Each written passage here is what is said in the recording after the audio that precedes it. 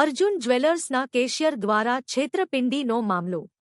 પોલીસે આરોપી કેશિયર હિતેશ પરમારની આણંદથી ધરપકડ કરી 7 દિવસના રિમાન્ડ મેળવ્યા.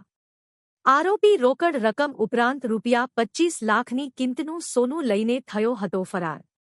3 વર્ષથી જ્યાં નોકરી કરતો હતો તે માલિક સાથે જ કેશિયરે કર્યો હતો વિશ્વાસઘાત.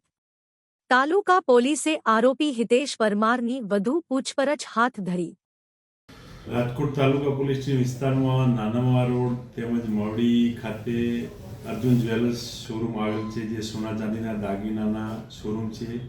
તેમાં 2022થી કેશિયર તરીકે હિતેશભાઈ શૈલેષભાઈ પરમાર નાઓ નોકરી કરતા. તેઓએ ગ્રાહકોને અલગ અલગ સ્કીમની લાલચ આપી પોતાની વાકચાતુર્યથી ગ્રાહકોને આકર્ષી અને અલગ અલગ સ્કીમોની બતાવી અને ગ્રાહકો પાસેથી પૈસા ઉઘરાવી ખોટા વાઉચરો બનાવી અને ઉચ્ચાપત કરેલ છે. જે બાબતે રાજકોટ તાલુકા પોલીસે ગુનો દાખલ BNS કલમ 316 4 336 2 336 3 338 તેમજ 340 મુજબ ગુનો દાખલ થયેલ છે. જેમાં અલગ અલગ ગ્રાહકો પાસેથી કુલ ₹1,99,67,000ની ઉચ્ચાપત તેમજ છેતરપિંડી કરેલ છે અને ખોટા દસ્તાવેજ બનાવેલ છે.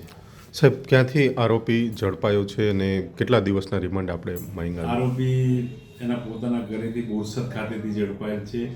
તેમજ તેનાથી 7ના રિમાન્ડ મેળવેલ છે અને આગળની તપાસ હાલમાં ચાલુ છે. સાહેબ, કંઈ મુદ્દામાલ રિકવર કરવામાં આવ્યો છે?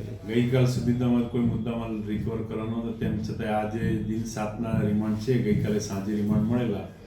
એની વધુ પૂછપરછ કરી તેના બેંક એકાઉન્ટ તેમજ તેને કોઈ લોકર હોય કે એના ઘરની ઝડપી વગેરે કરી અને તપાસ હાથ ધરવામાં મુદ્દામાલ રિકવર કરવા પોલીસ પૂરતો પ્રયત્ન કરશે. ઓકે.